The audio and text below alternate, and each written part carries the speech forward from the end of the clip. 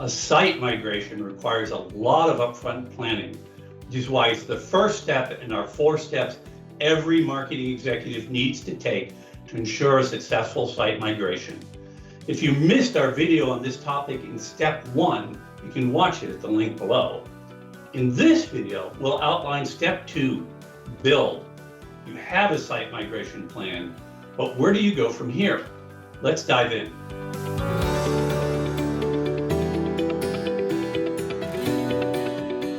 Hello, I'm Eric Inga, Principal of the Digital Marketing Solutions Business Unit at Perficient, and I'm joined in this video with Matt Rood, our Director of Digital Marketing.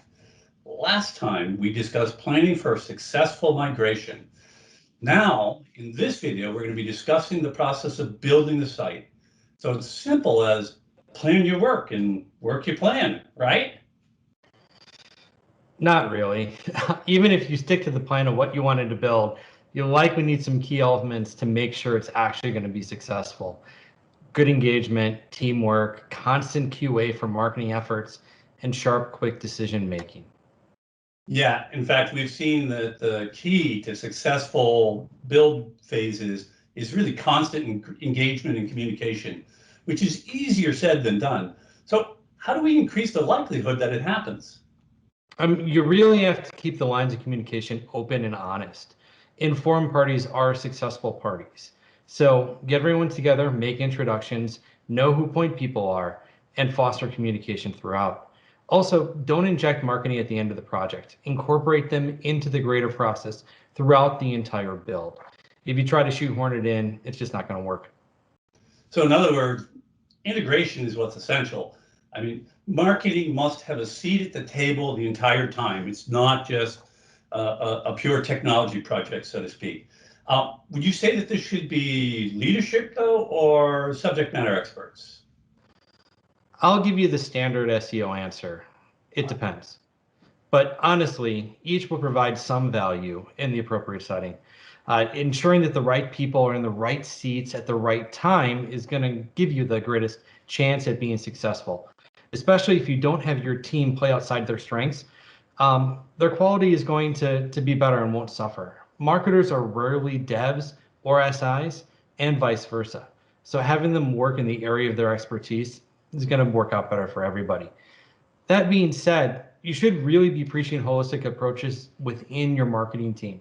Having them work as a collective team towards a shared collaborative goal is going to make things happen better and faster. The more you encourage that sharing and the collaboration, it's going to reduce rework and redundancy, making the whole thing more efficient.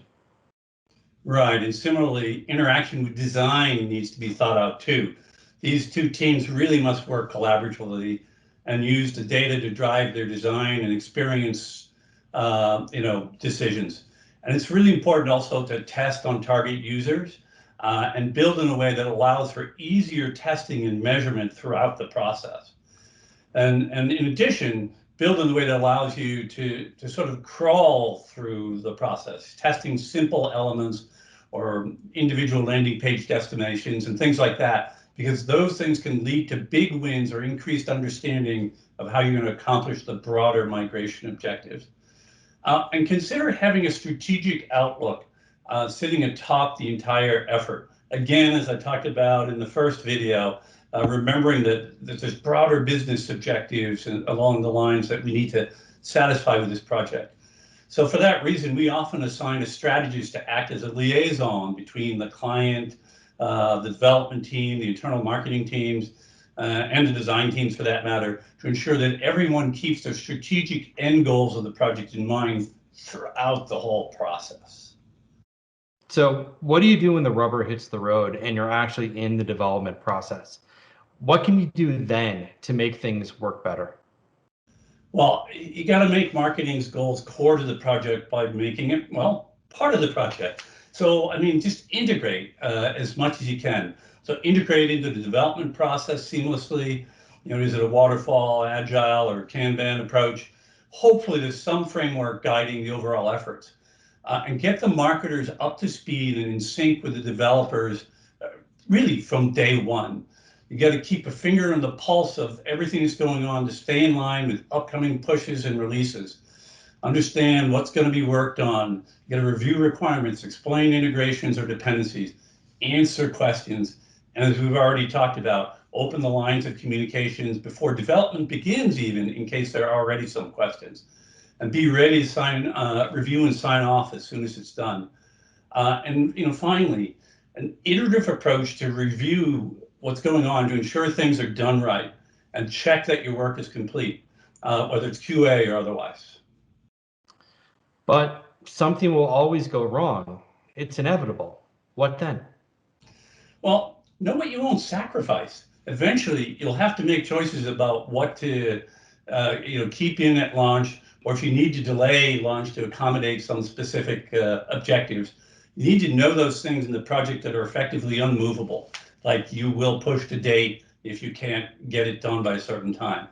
And then you got to verify that strategic plan against design and development milestones and checking whether or not you're achieving what you wanted. And remember, what we wanted is tied back to, is it serving the broader business objectives of this whole migration project? And inevitably, you need to have some fallback positions as needed, right? I mean, sometimes there are things you're going to have to drop out, and they're worth dropping out because they're not one of those unmovables. And sometimes you have to roll some of those features back or take a forked path. You can't allow the nice to haves to endanger those core objectives. Yeah, completely agree. And hopefully for everyone watching this video, everything is going to go well and your site's build is going to progress smoothly. However, if that doesn't happen, which honestly is probably the most likely scenario, we hope what we discussed today will help get your project back on track. Let's summarize the key points that we covered today. First, the key to a successful build is constant engagement, including marketing at the table throughout the entire build process from the beginning. You should also consider having a strategic outlook sit on top of the entire effort. You want to be enabling tactics, but not be driven by them. You want that strategic person to kind of beat the drum and ask about, does this achieve our strategic objectives over and over and over again? You need to maintain an iterative approach to review to ensure things are done right. Be checking things as dev signs off on them, as they go to QA or otherwise. Don't wait until the last minute to make sure things work as expected. And then finally, constantly review your strategic plan against design and development milestones. Your plan from the last video is still the most important driver here. And once you've built your site migration in partnership with others across your organization, you're ready to think about launching it. But that's not as simple as just pressing a button. Watch our next video, which details key consideration for step 3 of the 4 steps to a successful migration. Watch.